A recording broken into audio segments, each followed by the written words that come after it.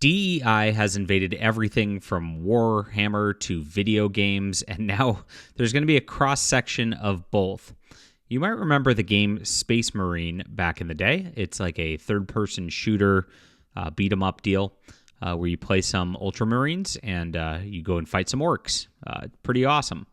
And this is a great game. It's super highly reviewed, and it's actually one of the best in the genre if you just enjoy just intense sci-fi action with a ton of gore. This is definitely a good escapist deal. It's just a super fun game. Now, this came out, gosh, how many years ago? 2011, I think. And that was before we had this invasion of, let's call them the real-life orcs, who are taking over everything at this point.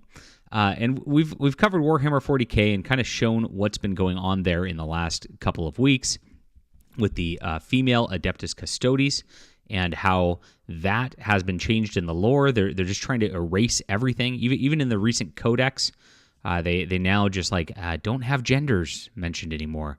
It gets really cringy. And this has actually been going on for a while. Warhammer has been attempting to court that, quote, modern audiences since about 2020, 2021. And they've hired some ridiculous people to work on their lore. We showed Mike Brooks yesterday and just the nutty things he's doing with Sargon and the nutty things he's doing with his books with pronouns. This is all invading Warhammer 40K in the lore, in the miniatures, and now we're going to have this for Space Marine 2, a sequel to this game, which is coming out very soon this year. Let's get into the news in just a moment. My name's John Delarose. Welcome to the channel, everybody. I'm a #1 best-selling author in science fiction, and so if you like Warhammer 40K, if you like cool stuff, check out my books. I've got The Stars Entwined here. This is very much like Babylon 5, if you're into that, which I very much am. Gosh, I wish there was more Babylon 5 content out there, but maybe I'll do a watch through like Razor Fist does with Deep Space Nine. That's a lot of fun. Something else to add to the agenda. But this is good stuff. You guys have bought a zillion copies of this over the last week. I really appreciate you. My Justified on here is very similar to Space Marine. If you want to go there on Amazon, those links are in the description below. Thanks for supporting, and thanks everybody who's signing up for the Subscribe Star as well. That is where we've got our sort of monthly following going. It helps me keep my journalism going, and I appreciate everybody who has been helping all this grow. It's been absolutely incredible. Thanks so much.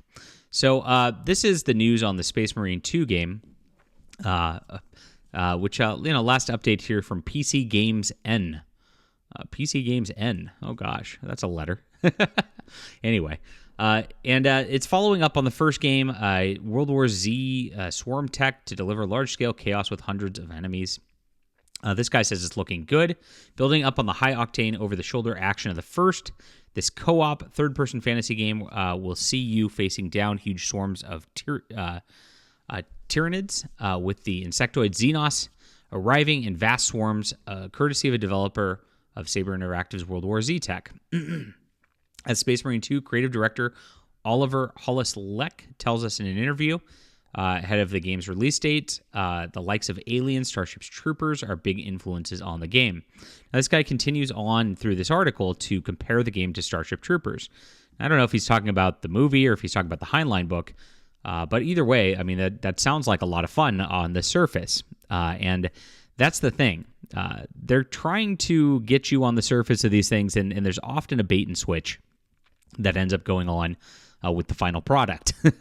We've seen this a lot. We've seen it with Stellar Blade most recently. Everybody's kind of talking about how the censorship of that game basically took a pretty good game, which is a lot of fun, and just kind of added a sour taste to it. And just they force you to get these updates where it's censored to where you get the PC content. And unfortunately, that looks the direction that Space Marine is going to be going for Space Marine 2. And I'll show you why after we kind of go over this a little more. This guy's on the second level of the game, fighting through a muddy, horrible battlefield reminiscent of World War I. Explosions, shouts through the air. Sounds really cool. The moment that it's immediately reminiscent of Starship Troopers. We ask if Hollis-Leck, it was an intentional choice. He says, we used some of the Starship Troopers scenes for references for how we wanted those swarms to take place. And pretty good on that front. Whereas Starship Troopers is a bit more comical and cartoonish, The first Space Marine was like that too. In this game, we've got a very realistic approach. This is always a red flag for me. Whenever somebody goes into realism, the thing is, Warhammer 40K is grimdark. It's not realistic, though. Those are two very different vibes and two very different channels. When you go into realism, you actually tone out some of the fun, tone out some of the escapism in order to try to make things feel more modern day-ish.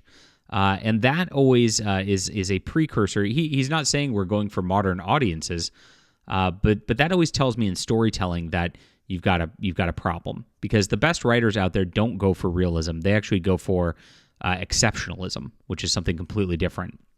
And so when I see this, it makes me think that it's going to be generic sci-fi action thing in current year, like we see from so many different random crappy TV shows like Star Trek Discovery, right? That's realism, where you sit around talking on a starship about your feelings. And I hope that's not going to happen here. I mean, it definitely doesn't fit in the Warhammer setting. But an interesting thing there. Now, it's got a good start. I mean, the developers for Space Marine were great, and hopefully they just build off of that. But there's other problems with what's going on here, and this is the fact that they are hiring a senior writer who is a diversity hire. And so here we go, senior writer on Space Marines 2. Here we go. Was on Gotham Knights, and this is Ashley Cooper, whose real name is probably not Ashley. You see the transgender flag proudly proclaimed right there, which means we've got a dude in a dress on our hands. And these folk don't just make games and don't just allow people to have fun. It never happens. It always has to be about their politics. This is 100% of the time. It is a rule at this point. If you see the people with the flags, with the pronouns, they're here to ruin your fun and to change things, to insert their little real world. And that's when you see when they mentioned realism, here's where we go. And so here's some posts from this delightful person who's the senior writer. That's going to be the storyline. That's going to be the characters. That's going to be the actual lore to all of this. That's not going to be the gameplay. Look, maybe the gameplay is good, and maybe they've got some real heavy hitters on that. But that's not what's happening here. Let's not cast cis white men and stuff for a year and see what happens, just for fun. Oh, stunning and brave. I didn't even know people used the cis term back in 2017. I guess that kind of picked up in recent years, but gosh, angry for a long time on Twitter is what we got here. Sorry, cishet white dude. Comics don't belong to you. Comics never belong to you.